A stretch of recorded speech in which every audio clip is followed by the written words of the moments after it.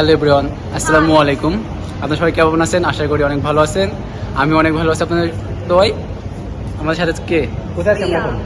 আমি প্রিয়া, আমি যাচ্ছিলাম কোথায়? কোথায়? শ্বশুরবাড়ি। না, শ্বশুরবাড়ি যাচ্ছিলাম। আরে এটা শ্বশুরবাড়ি না তো। আমি না খুঁজে পাইতেছিলাম, অ্যাড্রেস ভুলে গেছি। আমরা কোথায়? আমি পুরো ব্যাক করছি। তাহলে কোথায় আমরা এখন? কত শ্বশুরবাড়ি আছে? আমরা কোথায় আছি? চান্দের দেশে আছি। ও তো চান্দ্র দেশে। আমরা এখন মেট্রোতে ঘুরতে আসছি। না না, হ্যাঁ আমার শ্বশুরবাড়ি যাচ্ছিল না? হ্যাঁ, শ্বশুরবাড়ি তো না, এখন দিয়ে গেল। অ্যাড্রেস ভুলে গেছি তো এই জন্য তো যাইতে পারলাম না। 10 টাকা আমাদের 6 টাকা। আচ্ছা, আমার টাকাই। আচ্ছা, তাহলে আমরা যাই, লেটস গো।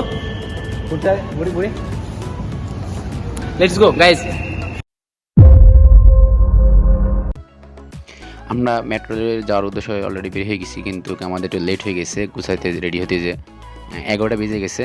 আর তাড়াতাড়ি যেতে হবে, কারণ 1টার ভিতরে আবার মেট্রো অফ হয়ে যায়।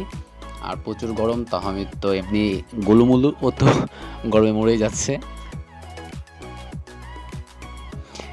একটু হেঁটে নায়ক সলমান খানের মতন হওয়ার চেষ্টা করতেছি, যদি নায়ক সলমান খানের মতন দেখতে লাগে। কিন্তু আমি তো হিরো আলমের কি কোনো সময় আর সলমান খানের মতন দেখতে লাগে? যাক, ব্যাপার না। ওরে বাপ রে বাপ, ঢাকার যে জ্যাম, এই জ্যাম ঠেলতে ঠেলতে অলরেডি চলে আসছি মিরপুর 10-এ। এখন মেট্রো রেলের সিঁড়িতে উঠতেছি, সিঁড়ি দেখে তো মাথা নষ্ট, যে গরম। আর যে সিঁড়ি একদম মন্দিরের মতন। এক ব্যাপার না, এটা উঠতে হবে। ওই যে পেয়া চলে আসছে তার পোস্ট দেওয়ার জন্য। মেট্রো রেলের ভিতর ঢুকে অনেক সুন্দর লাগলো দেখতে পরিবেশটা, কারণ অনেক ক্লিন এবং হচ্ছে মনোরম একটা পরিবেশ ভিতরটা। আর এখানে কোনো উচ্ছৃঙ্খল বা হইচইয়ের মতন কোনো ব্যাপারই নাই। আর আমি অলরেডি চলে আসছি টিকিট কাটার জন্য। টিকিট আমি ওই 3টা কাটতে হবে, কারণ আমরা 3জন আসছি ঘুরতে।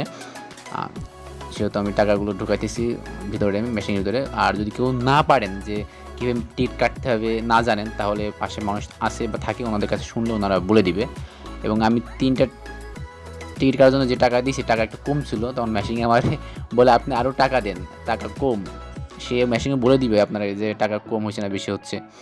টাকা দেওয়া কমপ্লিট, বাট আমার আর কোনো টিকিট মিট কিছুই দেয় না। আমি তো ভাবলাম হয়তো আমার টাকাটা মেরেই নিয়েছে মেশিনটা, পরে দেখছি না, আমার জন্য একটা টিকিট সে বের করে দিয়েছে। ভাবছি হয়তো একটাই 3জনে যেতে হবে, বাট না, যার যাতা তার একটা একটা করে টিকিটই দিবে। পরে আস্তে আস্তে 3টা টিকিটই পেয়ে গেছি আমরা।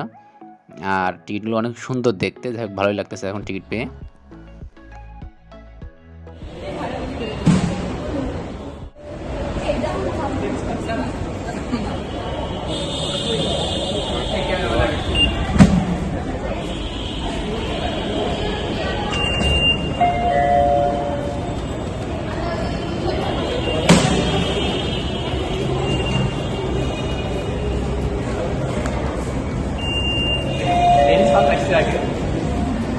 ক্যামেরাম্যান ফার্স্ট,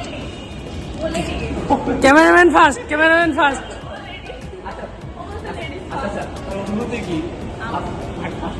আমার অনুভূতি এখানে জিরো। না না, সুন্দর সুন্দর ছেলে নেই, আশেপাশে ভালো ছেলে থাকতে ভালো লাগে। ছেলে দেখার জন্য আসছি মেট্রো রেলে, এরকম কথা বলে দিবে। এই যেটা ভালো লাগছে।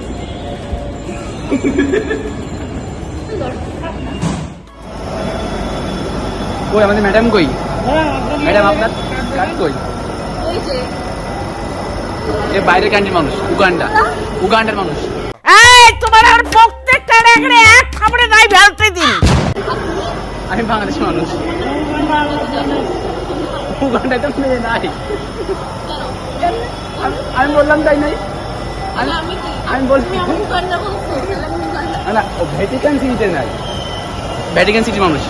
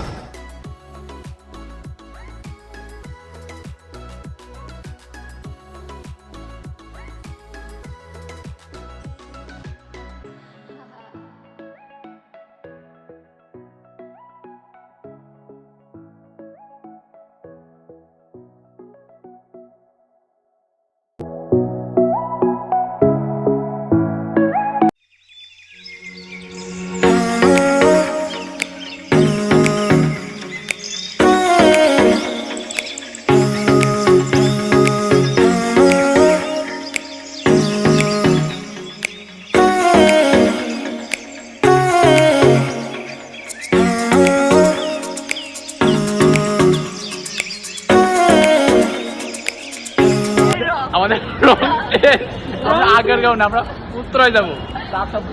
আমি করি না। আর বলতাম সব ভুল তার। আমরা ট্রেনটা আমাদের করতেছি, ঠিক আছে, কিছু করার নেই। এই ট্রেনে তো সেটা করতে পারি, এই তো সেই শুট করতে পারি আমরা। এই যে সরকারে এখনই যাবো, চলো ওইদিকে যাই। এই যে লাগে আমি ক্যামেরা লাগবে। আমি তো বলছি আমি ওটা বলছি যে আমরা যাব হচ্ছে উত্তরায়, কিন্তু আমরা ভুল করে আগারগাঁও ট্রেন উঠে পড়েছি। সেহেতু আমরা যখনই বুঝতে পারছি কাজে প্রায় লেগে পড়ছি। এখন আমরা টিকিট তো ইউজ করে একবার মেট্রোতে উঠছে, সেহেতু আমরা এই টিকিটে উঠতে পারবো কি আমাদের টিকিট আবার কেনা লাগবে এটা তো জানি না। এই জন্য স্কট এখানে তারা দায়িত্ব পালন করতেছে, সে আপুর কাছে শুনতেছি কী করা যায়। তো উনি বললো কি যে আপনি যখন টিকিট পাঞ্চ করে বের হন নাই তখন আপনি এই টিকিটে আবার ট্রেনে উঠতে পারবেন। তা শুনে খুব ভালো লাগলো, একটু গান করলাম মনের সুখে, কিন্তু আমার কণ্ঠের গান শুনলে তো আপনারা আমার ভিডিও দেখবেন না, এই জন্য আর শোনালাম না আপনাদের। যাই হোক,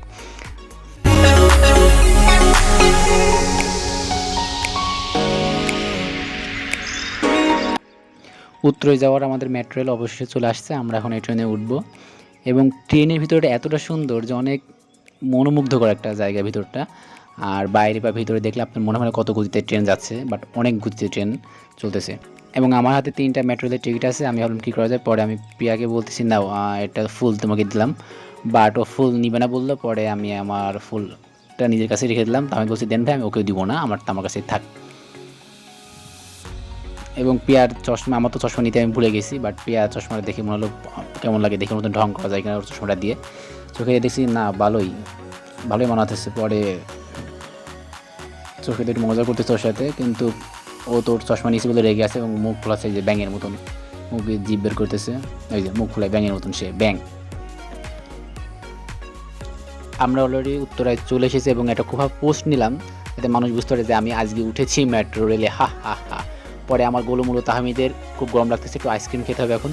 সে এখন বিয়ে করবে, ঠিক আছে, আমরা তখন ছেলে খুঁজবো এখন।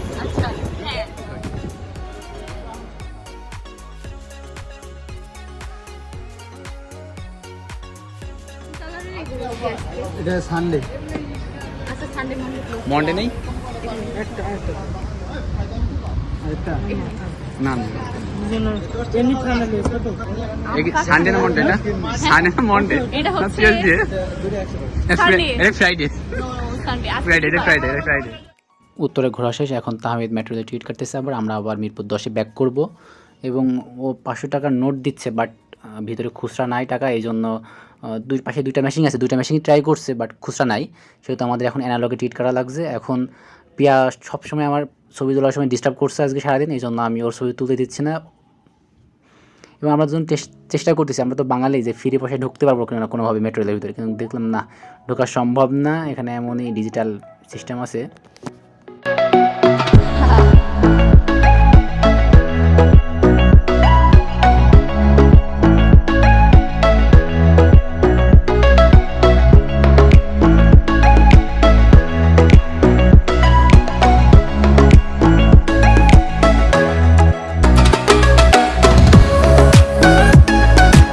সারাদিন ঘোরাঘুরির পর অনেক ক্ষুধা লাগছে এবং একটা রেস্টুরেন্টে চলেও আসছে আমরা।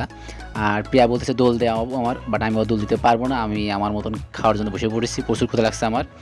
ওরা জন্য এখন খাবার চয়েস করতেছে যে কী খাবার অর্ডার দেওয়া যায়, বাট লাস্টে একটা খাবার অর্ডার দিতে পারছে, ওরা চয়েস করতে পারছে। আমি বসে আছি কারণ আমার আর কথা বলতে মন চাচ্ছে না, খিদে জ্বালাই। আর অলরেডি ওরা যে খাবারটা চয়েস দিয়েছে অনেক সুন্দর একটা খাবার, আমি অনেক পছন্দ করি। আমার ভিডিওটা ফুল দেখার জন্য ধন্যবাদ। এবং আমার ভিডিও যদি দেখে আপনাদের ভালো লেগে থাকে তাহলে লাইক, কমেন্ট, শেয়ার কিছুই করার দরকার নেই, জাস্ট আমাকে ভালোবাসবেন এবং আমার পাশে থাকবেন। আল্লাহ হাফেজ।